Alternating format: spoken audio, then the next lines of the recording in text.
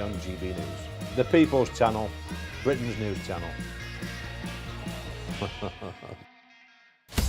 Breaking news, live updates, stories that matter. From the heart of the GB newsroom to every corner of Britain, with our team of dedicated journalists across the UK. GB News bulletins are there to deliver the latest news that matters to you. Bulletins on GB News, the People's Channel, Britain's news channel.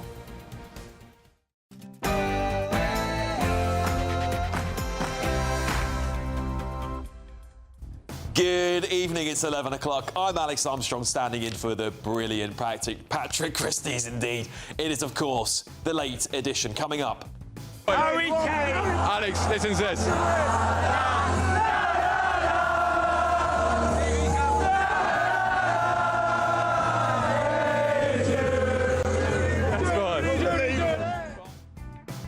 And that was the last time we saw Ben Leo, so hopefully we can locate him in the next 15 minutes to come on air and show us more jubilant scenes of what's going on in Atlanta there, because it was indeed Harry Kane to the rescue, because he snatched victory, didn't he, from the claws of defeat as the Democratic Republic of Congo almost knocked us out of the World Cup, didn't they? The boys are making it over to Mexico next. Is it finally coming home? We'll wait and see.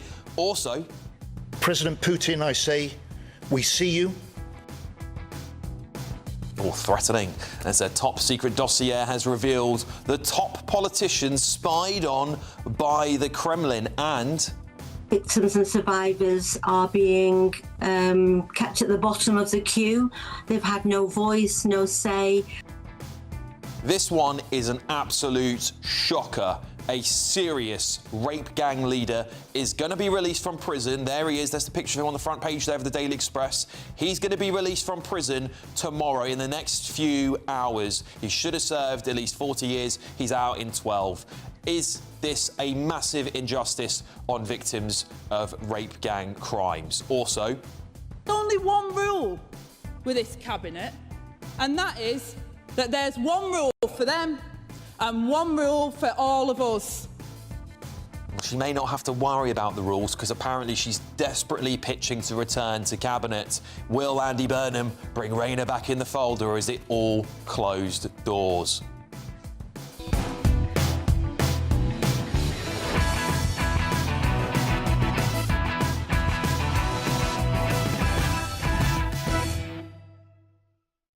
Joining me to go over all these front pages is broadcaster, writer and journalist Nina Mishkov, Conservative councillor Elliot Keck and GB News contributor and comedian Stephen N. Allen. Before we get cracking with what's going to be a brilliant paper review tonight and hopefully some Ben Leo scenes, which I think are just absolutely phenomenal TV, we're going to get your news with Tatiana Sanchez.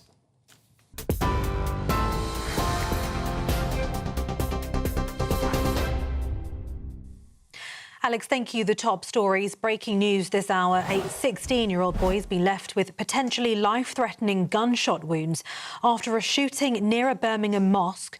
Police were called to reports of a shooting on Bowyer Road near St Saviour's Road in the city shortly before 5:30 this afternoon. He's been taken to hospital and officers are carrying out forensic and CCTV inquiries and speaking to people in the area.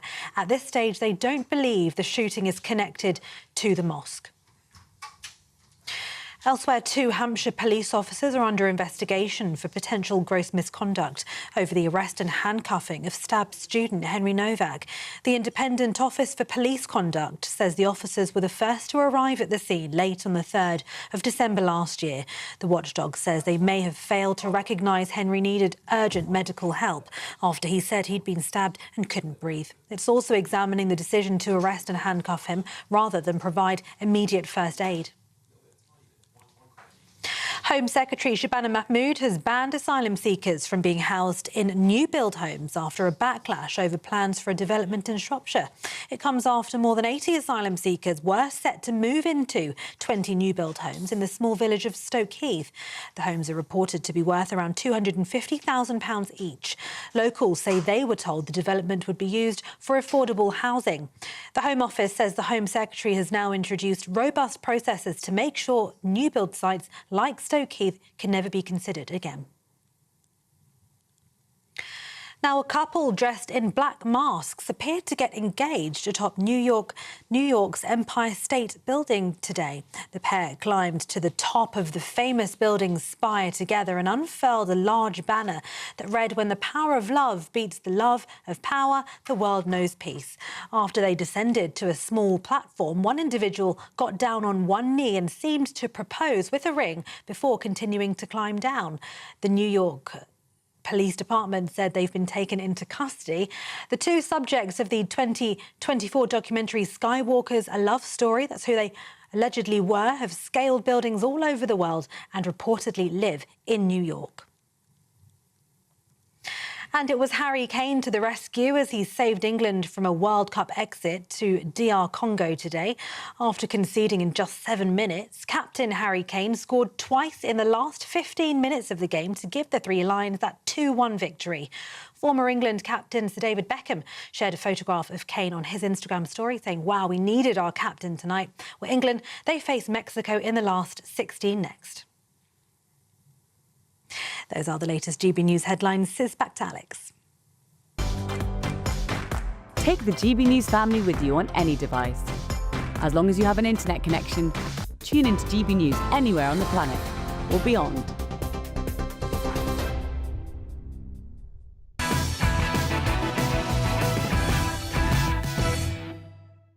Welcome to Patrick Christys tonight's late edition. I'm Alex Armstrong, standing in for Patrick. He's having a very well-deserved break this week, as you already probably know. Let's go through tomorrow's front pages, shall we? Let's start with the Daily Express. Now, I spoke about this earlier on in the show. It is absolutely horrifying to me that this monster is going to be allowed back on our streets. This is a rape gang ringleader. Some of the crimes he's committed, including he's been charged with 30 separate accounts of child abuse cases, heinous stuff. He is going to be out after serving 14 years of what should be at least 40 under a decent system. You know, it is a terrible injustice. We'll talk about that shortly. The Independent: Burnham's allies issue first threat, hands off welfare. Well, no surprises here. He hasn't got a mandate, so how's he going to force those MPs to back him? That's the big question. The Daily Mail: fresh fury at prostate's betrayal. They're saying that there were no cancer specialists on this prostate panel that has decided it will not be compulsory. So a bit of backlash there from the Daily Mail. The Daily Telegraph: defence black hole triples to £15 billion, which is interesting because the Times say Burnham's first job will be to find £7 billion of cuts thanks to the Defence Investment Plan, which is interesting because another paper says it's 5. So we're going to figure out at some point what the black hole is, but let's assume it's somewhere between £5 billion and £15 billion. The Metro: Kane to the rescue. We will talk, of course, about that heroic victory by the lads in Atlanta today. What an incredible moment it was to see that second goal going in. The Guardian: US trade deal on medicines will cost the NHS £45 billion. The Daily Star: Harry Houdini. The Daily Mirror: that was took and go Harry. The Sun: Kong Fu. The iPaper: slightly different take here. Rayner fights for cabinet return with housing job pitch to Burnham. All right, look, I've got my fantastic panel here tonight. Nina Mishkov, broadcaster and journalist, of course, Conservative councillor Elliot Keck, and comedian Steve N. Allen. Steve, welcome to the show. Yeah, it's nice to be here. Did you manage to... You're an avid follower of football. I think we've had this chat before. Yeah, no, it's not my sport in that no sports are my sport. So, no, I pay more attention. The only time I pay attention to sport is when it's a World Cup. Because I quite like the idea of England winning things, don't get me wrong. But also, I'm a bit too much of a realist, which means I'm depressed. Because, let's be honest, all the clips of people going, we're going all the way, it's coming home. Oh, you managed to beat Congo. Now, what, the Titans of football of Congo? You managed to do that. Well done. And isn't the next game... Mexico in Mexico? Yes. Literally a home game for them. Yeah. All right, I mean, I'm not going to jinx it, but, enjoy it while you can. Yeah, Mexico aren't exactly... I think they won all of their games as well. So they're not a terrible team. And if we struggle... I mean, we played terribly in that first half. It really, really was not a good first half for us. Harry Kane, of course, saved the day, not just by scoring that equaliser, but by scoring a second goal to seal the deal, which that ever-critical second goal we needed. But we've got to play better than that first half if we're going to beat Mexico and get knocked out in the next stage, Elliot. Yeah, and I think, at some point during the game, the commentator mentioned the last time that Mexico lost a game at their home stadium. And I can't remember if it was years or decades, but it was a very, very long time. Now, of course, all of the games that Mexico would have played at their home stadium would have been played amongst teams in the Americas, right? Because it's been a lot. Mexico's never hosted the World Cup, so obviously it's we can take some comfort from that. They haven't been having Brazil and Argentina, etc., in these professional matches. But yeah, listen, we're only at the round of 32. We were against a team that I think had never been in the World Cup before. We should have been beating them a little more comfortably than that. I don't think it was a terrible performance. We did have a lot of chances. On another day, I think we could have had 3 or 4, and maybe we wouldn't have been talking in such concerned terms. But listen, it was a good result, and on to the next one.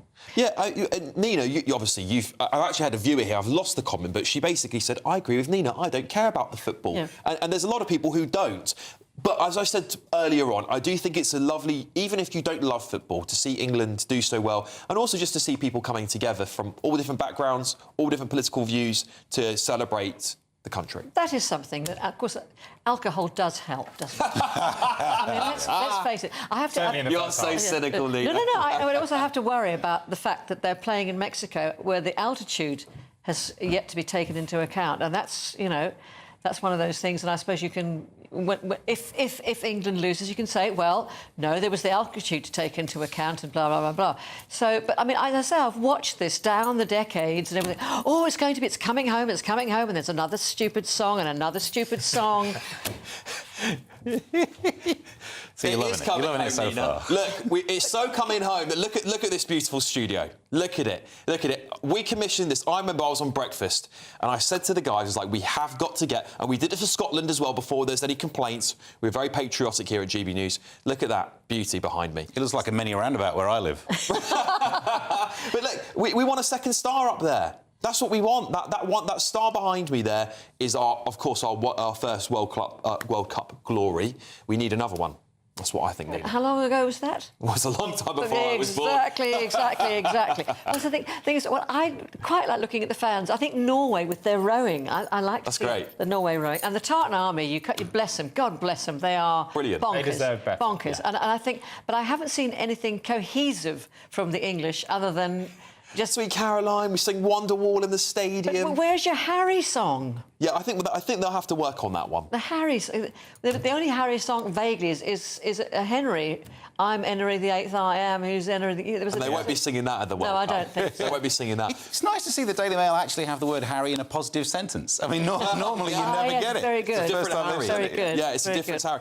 Thank heavens for King Harry, the Daily Mail say, actually. So that's what I'd like to see, actually. Which one? King Harry, the proper King Harry. The proper King Harry. Royal. You don't know yet. Well, let's not wish anyone too much ill will. But we've got the King of the North now, haven't we? So that's our compromise here. We've got a King of the North, and I do want to play something for you though, because something that if you've been watching the show tonight, and thank you for staying with me if you have, you will have seen my good friend, GB News presenter Ben Leo, in Atlanta. Should we have a little look? Well, I'll tell you something. We're going all the way. How are you celebrating tonight? We're going to go out, but we need to get in the pub first. Alex, listen to this.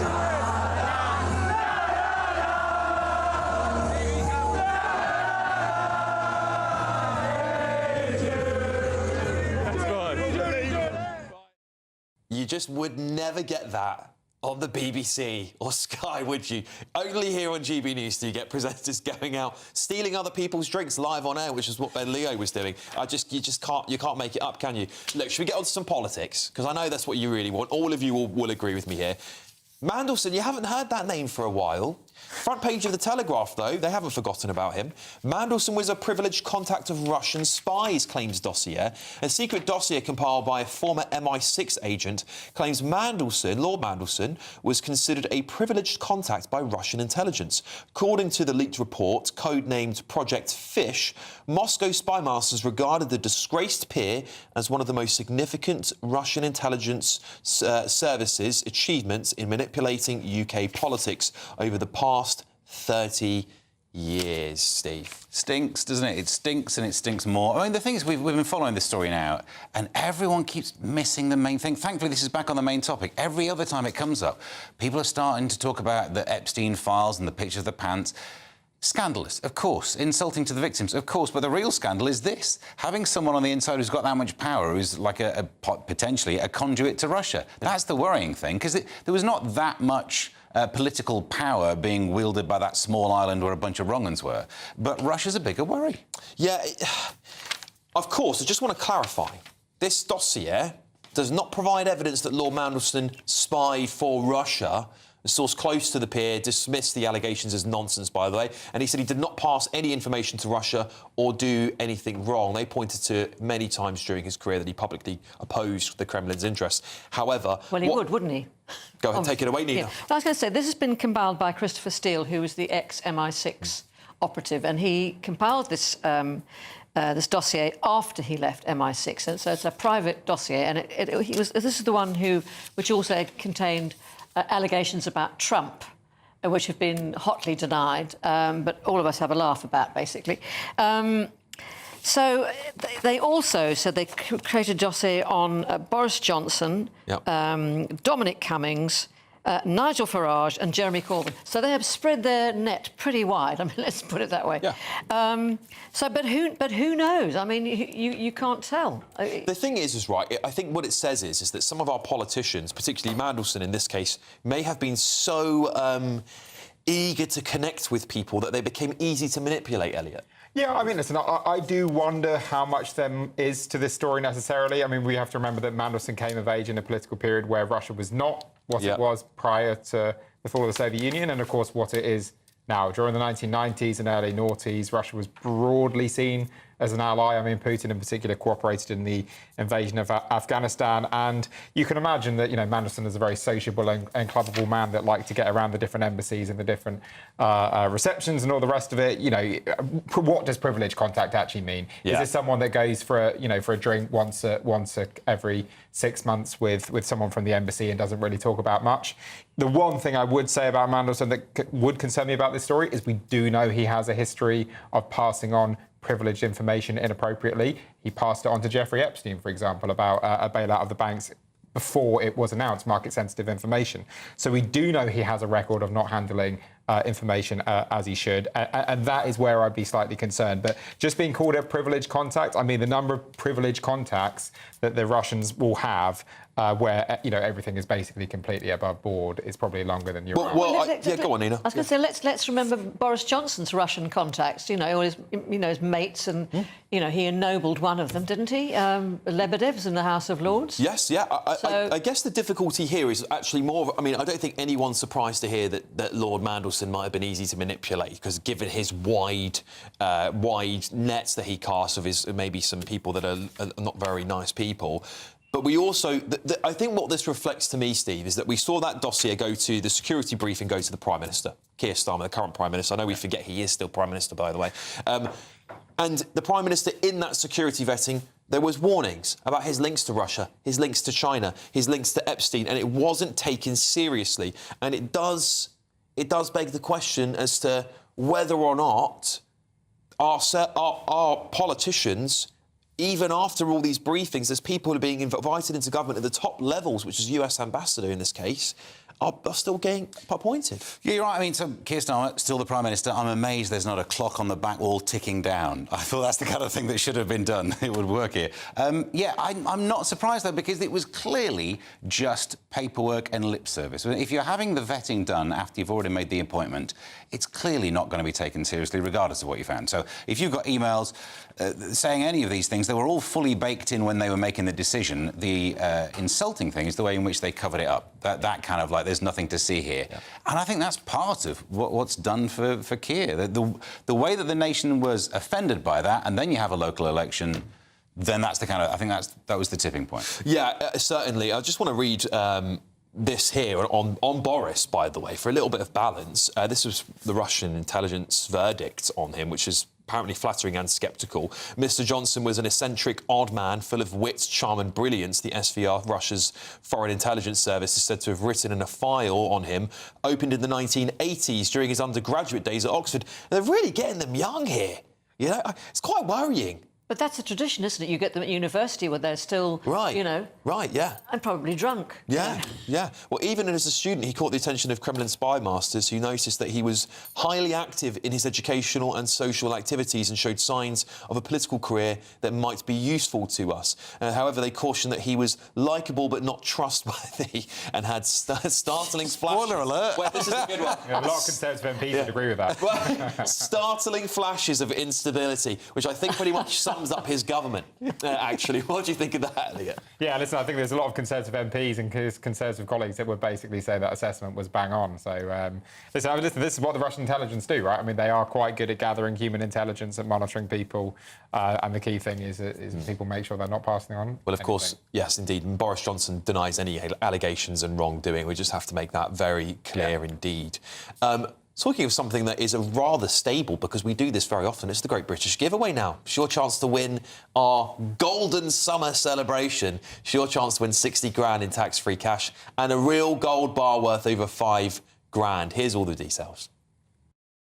We're celebrating a golden summer with a terrific two-part Great British Giveaway. First, you could win a sensational £60,000 in tax-free cash to spend however you like this year. What would you do with that? And that's not all, as you'll also win our most precious prize to date, a fine gold bar worth over £5,000. It's pure gold to own, trade or gift to a loved one and secure their financial future. So make sure you don't miss your chance to bank over £65,000 worth of prizes in our golden summer celebration. For a chance to win £60,000 in tax-free cash and a real gold bar, text GOLD to 63225. One entry costs £2.50 plus one standard network rate message, or text BONUS to 63225. 5 entries cost £5 plus one standard network rate message. Go to gbnews.com/win. Entry start at £2.50. Call 0903 686 3232. Calls cost £2.50 plus your network access charge, or post your name and number to GB22 PO Box 8690 Derby DE1 9TT. UK only. Entrants must be 18 or over. Lines close at 4 p.m. on the 21st of August. This is a network giveaway. Entries will be pooled. Please check the closing time if listening or watching on demand. Good luck.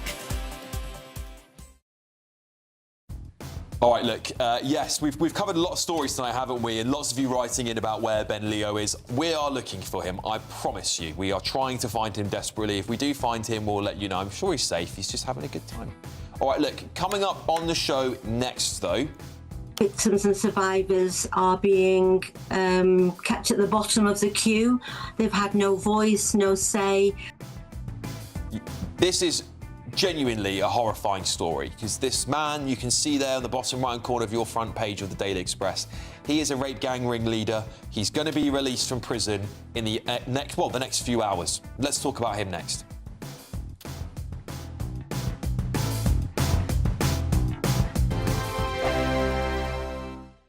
Britain deserves a newsroom that puts the facts and your voice first. Well, and that's what you get on GB News. Lively debates, lively conversation. And we're not afraid to hold power to account. And each other. So join me, Andrew Pearce. And me, Miriam Gates, for Britain's Newsroom, weekdays from 9:30 on GB News. I've been in Westminster for a long time, but I know that though power may be here, its effect on people's lives is across the whole of the country. We may be where rules are made, but it's where they're implemented that matters. Join me, Jacob Rees-Mogg, for forthright and frank discussion on where Britain has come from, where it's going, and where it will end up. That's State of the Nation, Monday to Thursday, 8 to 9 o'clock. Vox Populi, Vox Dei. Join me, Nana Akwe, for an informative, interactive news programme with a difference. It's fun. No, he didn't say that, Dave. I'm so surprised. I think there's an element of truth to that. Join me from 3 p.m. every weekend, only on GB News, Britain's news channel. 5 hosts, 5 opinions, 5 fearless debates, 5 unfiltered takes on the day's news. 5 reasons not to be anywhere else on Saturday night. This is the Saturday 5. You got me. You got me good there. Britain's biggest Saturday night TV show. It's not a bad brand. Yeah. Uncensored. Very, very racist tonight. On the unpredictable. What did she say? Can you translate it for us? And always entertaining. And how can a country go from being led by William Wallace Saturday nights from 6 p.m. only on GB News, the People's Channel. Britain's news channel. You're going to want to stay tuned, trust me. Breaking news, live updates, stories that matter. From the heart of the GB newsroom to every corner of Britain, with our team of dedicated journalists across the UK. GB News bulletins are there to deliver the latest news that matters to you. Bulletins on GB News, the People's Channel, Britain's news channel. At GB News, we love to hear from you, our loyal community. So drop us a line at gbnews.com/yoursay. There you can talk to each other and also to the presenters live on air. gbnews.com/yoursay, because GB News is your channel, Britain's news channel. From the school run to the home run, watch a new show for all of Britain. He can say whatever he wants. A straight talking show where all voices are heard. And, you know, when are we going to stop talking about smashing the gangs and actually do it? With the stories that matter from every part of our country. There's a bit of a crash landing there for your Chancellor. Bold, fearless and standing up for you. That's me, Martin Daubney, 3 p.m. till 6 p.m. weekdays, here only on GB News. The People's Channel, Britain's news channel. GB loyalty points are here. They're our way of saying thank you for spending time with GB News. Through commenting on Your Say, voting in You Decide polls and shaping the debate, you can earn GB loyalty points. Unlock rewards, reach milestones and climb leaderboards. Don't just watch our programmes, come and be part of them. Get started by scanning the QR code or go to gbnews.com/loyalty points.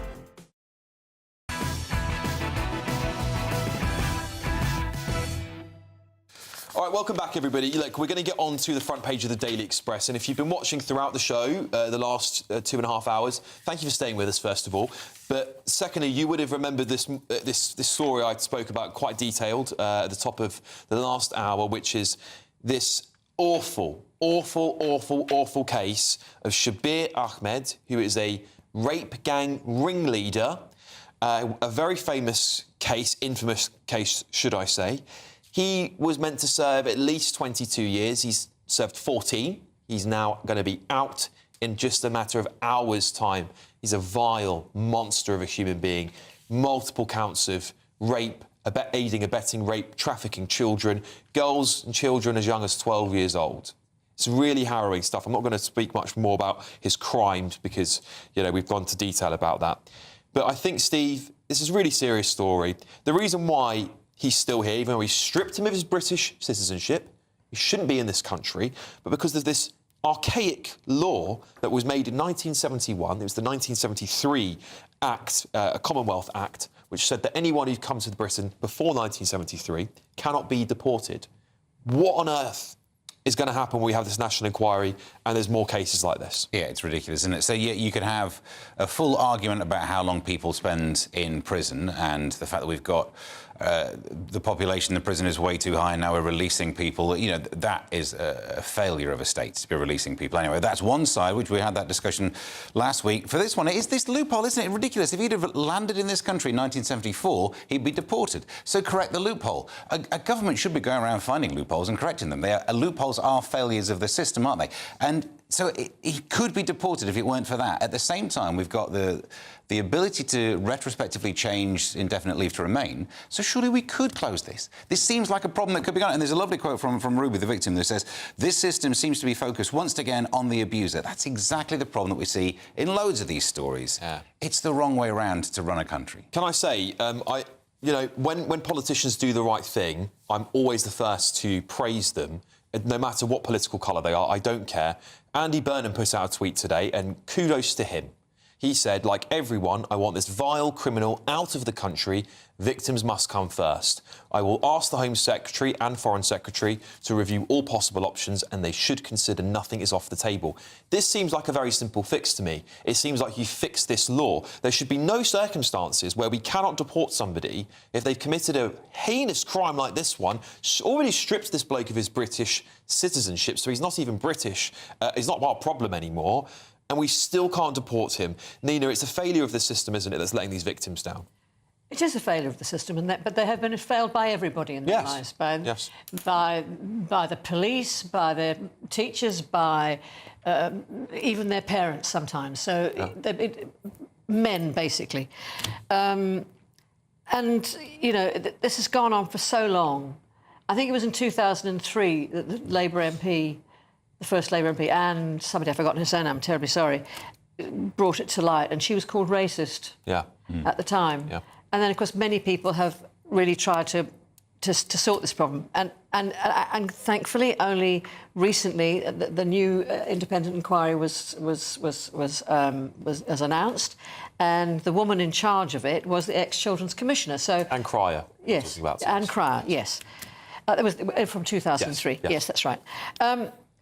And so you hope that things will change, and they've also given £38 million, as opposed to £4 million before, to the police to investigate cases that have been set aside or just dumped or not investigated properly. Yeah. And that shows some kind of serious attitude towards it. It should never have happened like this. It should never have come to this, but it did, and hopefully people are now doing something about it. You said this earlier, Nina, and I totally agree with you. You said he should serve his full sentence. He shouldn't be out. He's going to be out in half of his sentence, well, just over half, 14 years. He's serving his sentences concurrently, so he actually had was it a 12-year sentence? 17, 19 and... That's right. Yeah, 17, 20. That's right. So he's serving them at the same time, which, to me, if it was America, as you said correctly, Nina, he would be serving them back-to-back, actually, rather than... So he's out really early, Elliot, and those victims are going to carry this abuse with them. Multiple victims, tens of victims, for the rest of their lives. And yet we can't do anything but keep this man under tabs, basically. We'd have to just track him at a massive expense to the taxpayer. Yeah, I just want to pick up something that Andy Burnham said in his statement, actually, which is, I mean, just so disingenuous. It's unbelievable. He said that nothing is off the table. I mean, that is unequivocally not true. If Shabana Mahmood came and said the only way we can deport this man is if we leave the ECHR, he would not consider leaving the ECHR. Some things might be on the table. He might make small administrative tweaks, but he's not going to deal with a legislative framework that has allowed vile criminals to stay in this country long past the point where they should have been removed. And listen, yes, there are two problems here. There's first the problem as to why he can't be deported, but there's also this issue that you mentioned about concurrent sentences. United States, if you get two 20-year sentences, you will serve for 40 years.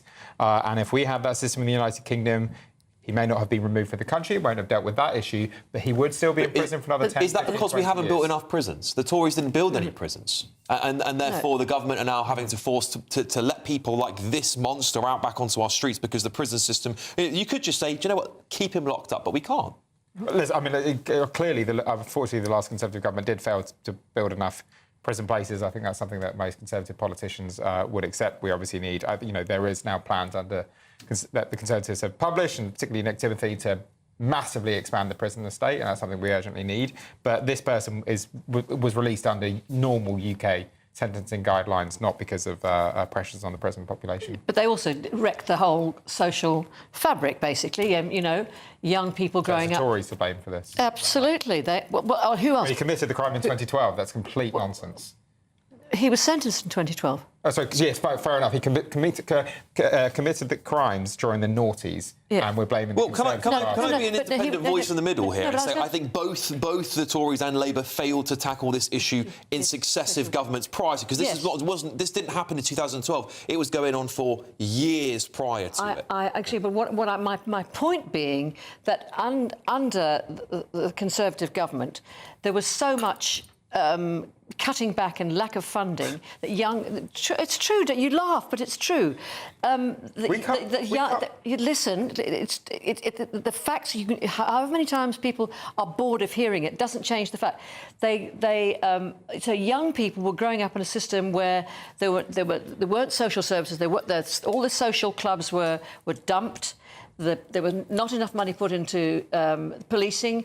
There wasn't any kind of neighbourhood, So you're growing criminals. You're growing criminals at the same time. Your prison places are completely limited, and you can't. Quick response, It's just complete nonsense. I mean, It's not nonsense. The idea that closing a boxing club would lead to a man raping dozens of innocent children. I'm not talking about a man. I'm not talking about a man. I'm talking about because the prison system is not filled with minor tweaks to government public spending. Minor tweaks. Minor tweaks. This country. This country was denuded.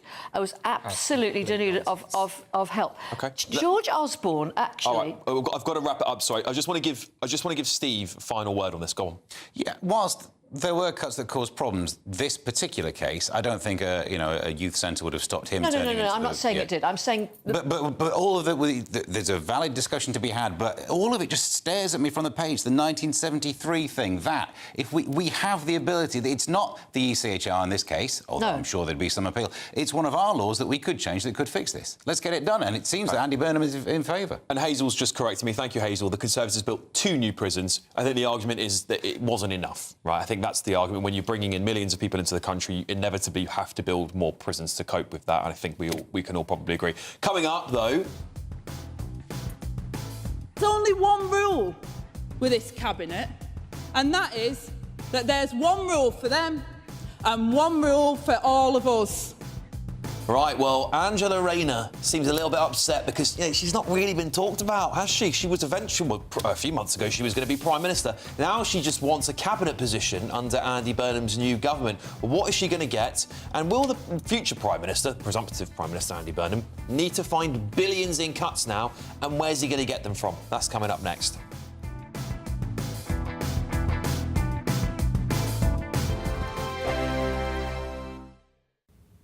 Yes, it's time for your latest weather update from the Met Office here on GB News. A very good evening to you. Wet and windy weather spreading in across the north at the moment. Those winds will slowly ease through tomorrow, but it does mean for a fairly grey, damp start. There's the low pressure, the isobels squeezing together. So getting really quite windy across Scotland and Northern Ireland with outbreaks of rain moving in here, spreading into northern England, parts of North and then West Wales. And we'll see eventually some of that rain and drizzle turning up in southwest England and the Midlands. Much of East Anglia in the southeast staying dry. Scotland and Northern Ireland turn drier through the night, but it will be a blustery, gusty night. Quite a warm night in the south, quite humid, and that humidity leading to a murky, grey, misty start for many in the morning. And there'll be some rain and drizzle around as well, especially over the Midlands, South Wales at first, and southwest England, but should be fairly light, nothing too heavy. Further north, it's generally dry across North Wales, Northern England to start with. Quite a few showers early on for the north of Northern Ireland and western parts of Scotland. It will be quite blustery, something we haven't experienced for a while. Gusty winds, they'll steadily ease through the day. The showers will gradually fade as well in western Scotland and Northern Ireland, becoming dry by mid-morning. Patchy light rain in the far south initially. That rain and drizzle filtering out should be gone by around about lunchtime, and then plenty of sunshine on offer for the afternoon. Staying quite wet and windy in Shetland, 13 or 14 here, but elsewhere temperatures up into the high teens, low 20s. Probably quite warm again across the southeast, 26, maybe 27 Celsius. Friday's another fine day by and large. Won't have the cloud to start with across the south compared to Thursday. So lots of sunshine here. We will see another pulse of rain coming into western Scotland and clouding over in Northern Ireland. So apart from that, there are a lot of fine weather on the cards, even into the weekend. Signs of things warming up, although it won't be as hot as last week. From cold mornings to warm family brunches. From football to tennis in the car. In the kitchen. GB News Breakfast is there. With the stories you need and the conversations that matter. Anyway, let's talk business. Well, it has been a historic night in British politics. It's astonishing, isn't it? We're here again to start your day just right. GB News Breakfast. Every morning from 6 a.m. Only on GB News. Britain's news channel. Hi, I'm Michelle Dewberry, and my show is your opportunity to cut through all the noise and dive in headfirst to some robust debates. Ideas clash. Situation, No, Because the failure is... You're deliberately avoiding my point. Nothing's held back, And if you think this is the end of it, wait for more. and we do not shy away from the difficult stuff. Sometimes I want to shake people and say, if only you understood. So join me on Jubes & Co. weeknights at 6 p.m, only on GB News, Britain's news channel.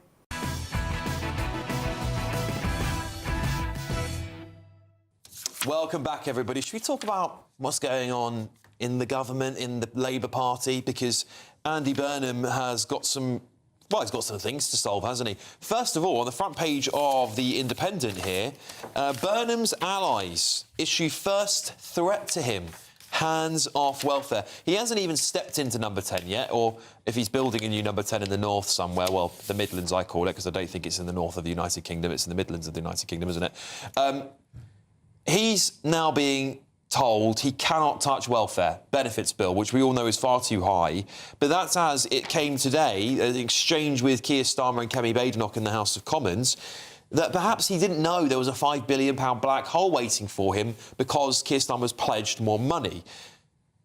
He's going to have a bit of trouble on his hands, isn't he, Steve? Yeah, and apparently furious, and you would be. As you say, one newspaper calls it 5 billion, another one says 7, the Telegraph 15. That's inflation for you, isn't it? Stop reading newspapers at this rate. We won't be able to afford it. Yeah, I mean, the welfare is one of the places to reform this idea of hands-off, as if somehow you'd be punitively punishing people. It needs reform because it is so bloated and it is growing. And the last time they tried reform, it wasn't to shrink it, it was to reduce the rate of increase. Yeah. And they didn't even manage that. Now, to be fair, he wouldn't manage that either. I don't think he'd somehow get the backbenchers to change their mind on what they voted against last time. And it's not... We all have that mental image, don't we? You say welfare. Also, you need to look at the pension thing. I know it's a really hot topic, but if you mention triple lock, people get angry. Looking at the triple lock isn't getting rid of the pension. What about a double lock? Let's just negotiate down the number of locks. That 2.5% is the ridiculous one, isn't it? I couldn't agree with you more. I mean, I am the only one here drawing a pension. And I think the triple lock should go. It should be, index linked. Why does it need to be linked to salary increases? Nothing to do with it. All you need, and I'm not even talking about the pensioners who are very wealthy, people shout about the boomers who've, done well out of property, all over that. I'm talking about the basic people who are existing on the state pension. And they don't, they need money. Of course they need money. I need money. But you don't need to have what people get as a rise. So if it should be inflation linked. Yes. I mean, in theory, if wages go up, then the pressure on the economy would make prices change, which means inflation would go up, which means you'd be catching it in inflation. So it could be a single lock. A double lock might work, but a triple lock is, what's that, 2.5%? Make it index linked. Does that make sense? I don't even know what I'm saying, but, What do you think, Elliot? What's the Conservative Party's stance on the triple lock? Well, the Conservative Party policy at the moment is to keep the triple lock and to focus particularly on working age welfare. There is a logic to that, which is that people who are retired don't have the option to go and make more money, whereas people who are working age can go and get a job and start earning a living. And clearly the benefit system is in a state of complete chaos. It's spiralling out of control. My former organisation, the Taxpayers Alliance, found that the number of people claiming for personal independence payments in high-income households, about over £105,000 income for a household, has doubled in just 3 to 4 years. I mean, you're talking about absolutely astronomical hockey stick-like increases. And listen, these stories are just a reminder of why nothing is going to change under Burnham. He still has to make the sums add up, and the only way to make the sums add up seriously is to deal with the benefits bill. Well, he also said in an interview with another broadcaster that he is going to stick to the fiscal rules. But when he was asked what the fiscal rules were... He didn't know. He didn't know. He said, I'm not going to be tested on the fiscal rules here, which is a politician's answer for please stop asking me this question. I have no idea what they are. And this is the worry, isn't it, that he's coming in a bit blind to the issues. I listened to that economics landmark speech it was being held as. Didn't talk about the debt, didn't talk about pensions, didn't talk about the NHS, didn't talk about anything really that's going on, that's a real big issue. Black holes, all these sorts of things that he's going to have to face up to. Devolution, I'm all for people having more power locally. I don't disagree with that. But it's not facing up to the reality. And I worry he's going to be a bit like a Boris Johnson, sort of bumbling in and going, uh-oh, he's tripping all the time. He's the shopping trolley going all over the place, which is not done very well for this country over the last 6 years, as we know. Now he's going to have to face, looks like, another black hole that's been left for him. Yeah. Well, Keir Starmer had to face the £22 billion black hole that... I hear you snorting. But it's not true. Oh, come on. Listen. I mean, 11 billion of it was for public sector pay rises that they decided to enact. And half of it was a whole lot was for things that had not been funded, but had actually been talked about. Like, for instance, the tainted blood scandal, the post office scandal. No, that wasn't included in the... Oh, so it was even worse. It was even worse than we thought. Well, I mean... Yeah. And while we're about it, talking about Conservatives, the reason that the Conservatives won't touch the triple lock, which is idiotic, is because, crumblies like me generally tend to vote for you, and you're terrified that they won't vote for you. The Labour government hasn't abolished it either. Well, exactly. They're terrified in case they won't vote for you before they purchase, That's folded into the system, though, isn't it? The Tories will never do anything to upset the pensioners, and Labour want to try and get 16-year-olds voting. Yeah. That's just the game they're playing. Can I put this out there? Look, I know I'm not going to receive the state pension, right? I know that by the time I retire, that is going to be gone. Somebody will scrap it. I understand that. What annoys me is that I'm still paying into the system in the meantime, only to get shafted down the line. But there was a poll out recently that did show young people under the age of 35 did support the triple lock. So there's clearly an argument that's got to be had for how we tackle the problems in our economy. I don't have the answers. I'm not an economist. But look, are those the under 35s who are sitting at home staring at the fingernails and thinking, I'm so depressed? Yeah, well, I don't know. I don't know is the answer to that one, Nina. But listen, coming up... Harry Kane! Alex, listen to this.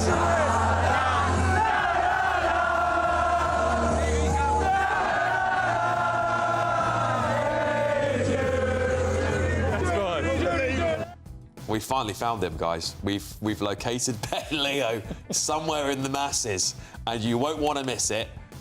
We should put some bets on how long he's going to last, because he's doing this, apparently, until breakfast. So, don't miss it.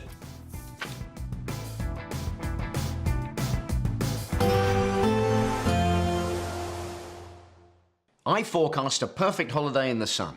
Weather looking good then? For sure, and no worries about our travel insurance. All Clear Travel Insurance sponsors GB News Travel Destinations Forecast. Mixed weather across southern Europe at the moment. Quite a few showers for Italy, some thunderstorms, breezy through central parts of the Mediterranean, as well as the Canary Islands and Madeira. But an emerging hot spell is expected through Portugal and for south and west Spain. Temperatures of 40 Celsius for Lisbon. Unusually hot for this location. Here are the showers for Italy, but they ease during Friday and into the weekend.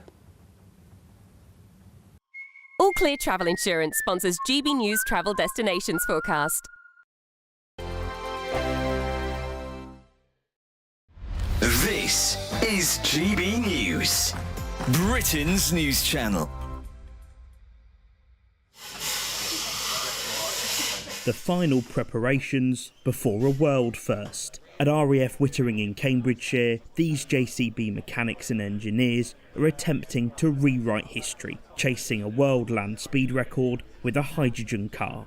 The JCB Hydromax puts out 1,600 horsepower, powered entirely by two hydrogen-fuelled internal combustion engines. The 32-foot-long vehicle is trying to beat JCB's existing record, which was achieved with a diesel engine back in 2006. It reached a speed of over 350 miles an hour. For chairman of JCB Lord Bamford, the new car is about pushing the boundaries of new technology. GB News, the People's Channel. This is GB News, Britain's news channel. Father's Day has long been a fixture in the family calendar. But as household budgets remain under pressure, some are questioning whether the tradition of buying gifts is beginning to fade. Jim Cox has worked in the gift-giving industry for more than 30 years. and says Father's Day simply isn't the draw it once was.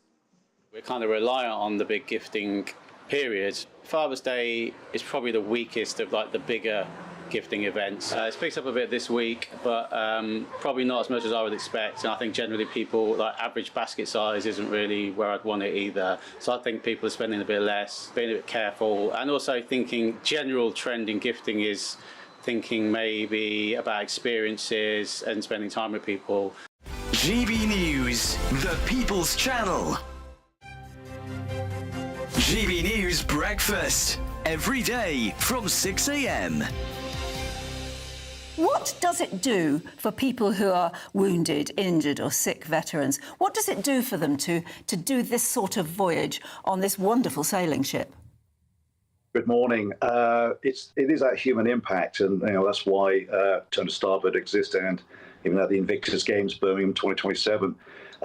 It's about giving people maybe a reset, maybe seeing, taking that breath, but also a bit of camaraderie as well. Literally everybody's in the same boat. The blue environment is completely different. Everything is different on a boat. Walking, sitting down, making a cup of tea, even going to the loo is slightly different. So we can give people a break from sort of the pressures of life. GB News, the People's Channel.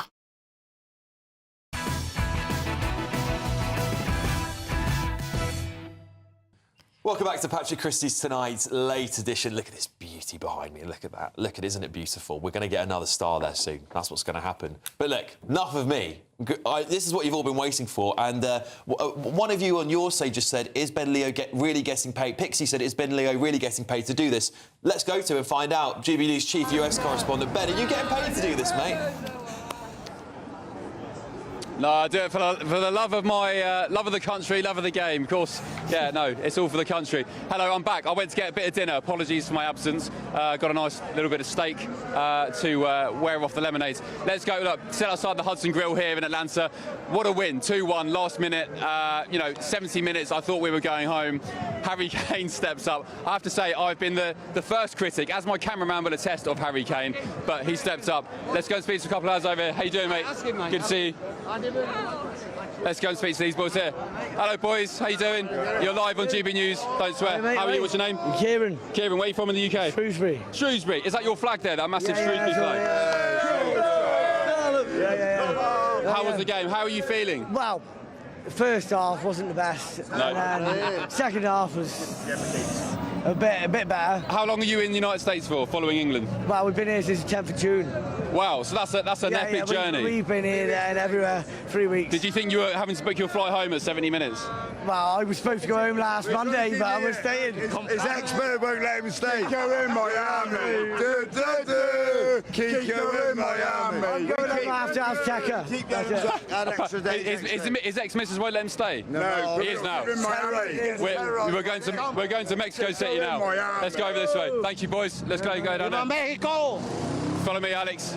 It's slightly less rowdy than it was earlier. However, people are still sinking the beers. Lots of England fans here. Flags adorning the side. Don't grab them up. Thanks, mate. Boys, how you doing? How you feeling? You hanging yet? You still steaming? We're fine. We're doing all right, mate. We're doing all right. Yeah. How was the game? Did you enjoy it? It was good, mate, yeah. It was a little bit worse for wear, but last... What, you or the game? Bit both. Bit both. You going to Mexico? Mexico, Azteca. Tacos, tequila, and... England win. Yes, quarterfinals. Hello, mate. How are you? Good, mate. What's your name? Maxwell. Where are you from? I'm from London. London. Nice. And what are you doing here? Tell the viewers about your World Cup adventure. What's it been like here in America? Oh, it's been amazing. I mean, we've been in Atlanta the last 2 weeks, so we've been watching all the games here in Atlanta. To see England come here and now win is... You've been here 2 weeks? Yeah. Been following like Spain, Saudi Arabia, Haiti, Morocco, everything over here, and then see England as the last one as the cherry on top. So you must have seen lots of fans from different countries. Oh, yeah.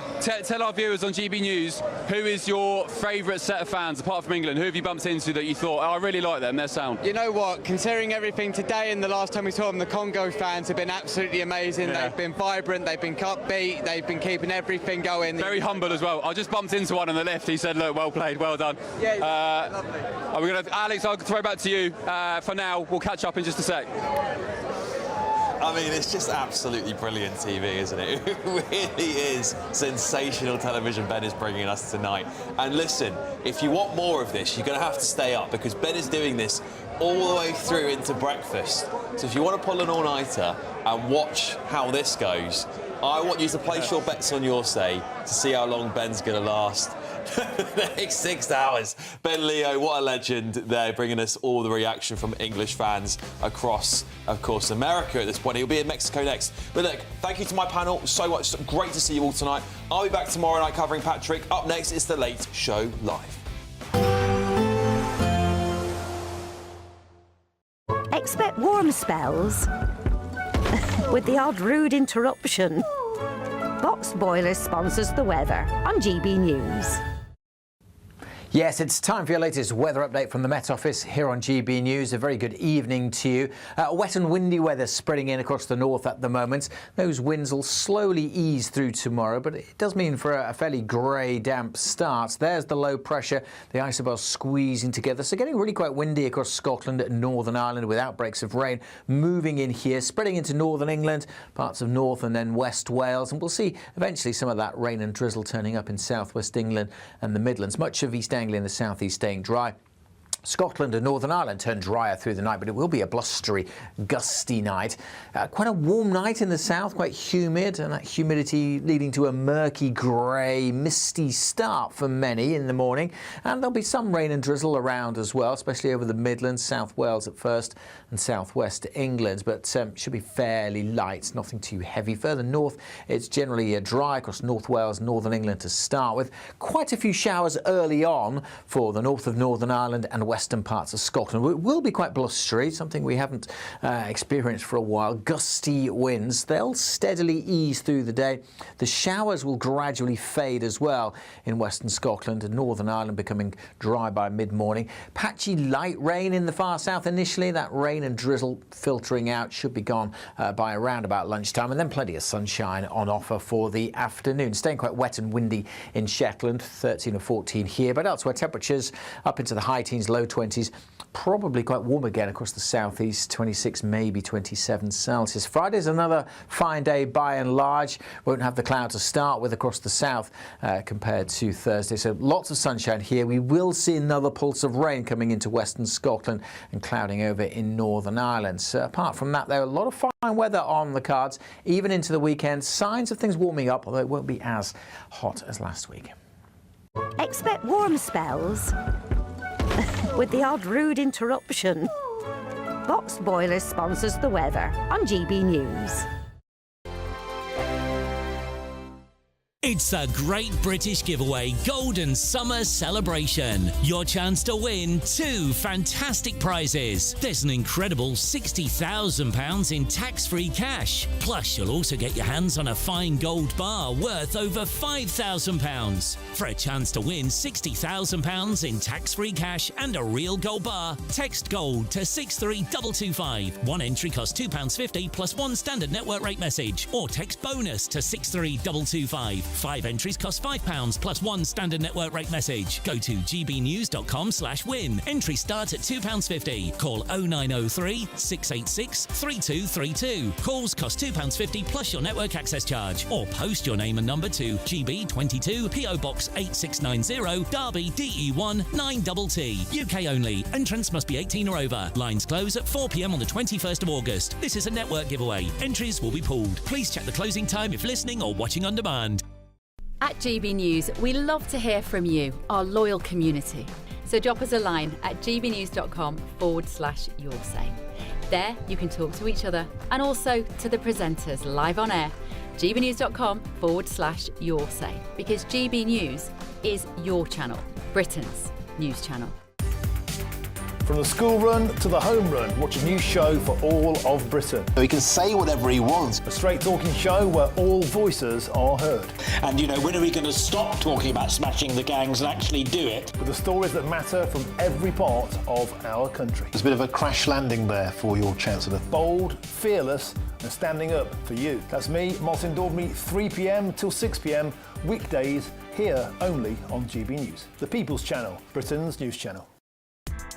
Join me, Nana Okwir, for an informative, interactive news programme with a difference It's fun. No, he didn't say that, though. I'm so surprised. I think there's an element of truth to that. Join me from 3 p.m. every weekend, only on GB News, Britain's news channel.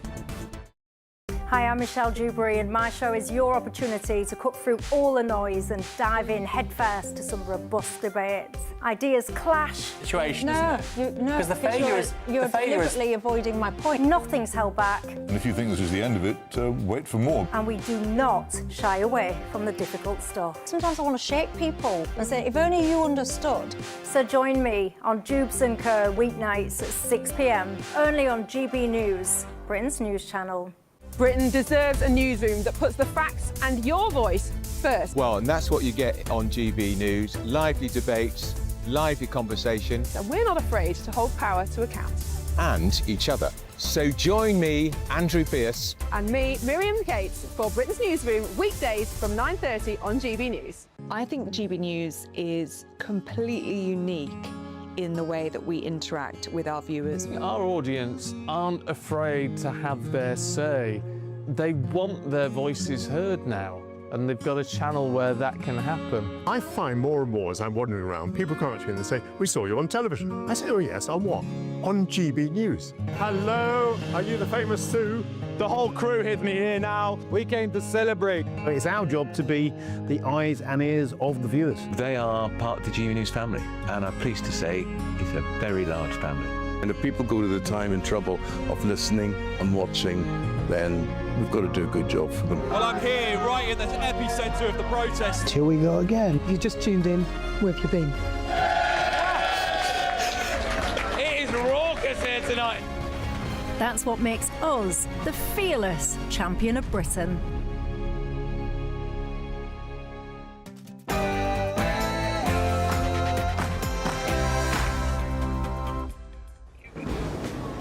Hello, good morning to you, live from Atlanta, Georgia. He's very happy. And live from Washington, D.C., where we are also happy.